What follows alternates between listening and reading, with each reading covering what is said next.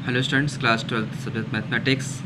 Students, exercise 5.1 question number first है, prove that the function f x 5x-3 is continuous at x equal to 0, h equal to -3 and h equal to 5। तो students, ये 3 cases हैं जहाँ पे हमको 3 case में check करना है कि कहाँ कहाँ पे हमारा फंक्शन कंटिन्यूस, ये प्रूफ ही करना है कि फंक्शन हमारा कंटिन्यूस है ही है, डेफिनेटली प्रूफ होगा।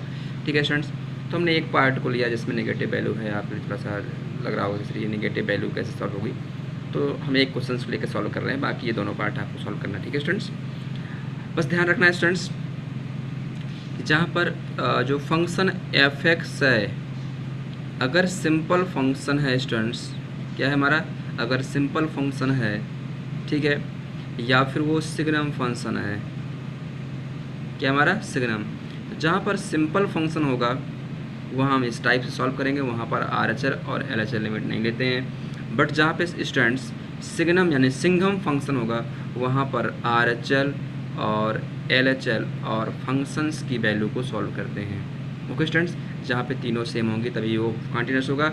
यहाँ पर फंक्शन की वैल्यू और उसकी लिमिट की वैल्यू हम सॉल्व करते हैं। So please see here students, given that function f(x) equal to -5x-3 at x equal to -3। Now function value at x equal to -3, function की वैल्यू फाइंड करना है x इक्वल टू -3, यानी कि हमें f(x) equal to 5x, जहाँ पे x है वहाँ -3 रखना है, तो f(x) जगह -3 रखा, वैल्यू पुट किया तो 18 आ गया ना students. Now we take the limits, तो x इक्वल टू क्या है, limit x tends to -3 f(x), भाई लिमिट लेना है हमें, तो लिमिट x टेंस टू -3, फंक्शन क्या हमारा f(x) -3 है।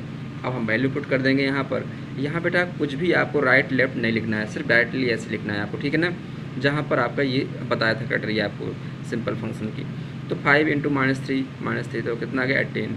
सो हेयर f-3 कितना आया था हमारा, a-18 है, और लिमिट की वैल्यू कितनी है, यानी कि limit x tends to -3 f(x) की वैल्यू कितनी है, -18 है। दोनों इसकी और इसकी लिमिट कितनी है, जो वैल्यू है वो हमारी क्या है, सेम है। तो hence function is continuous at x equal to -3।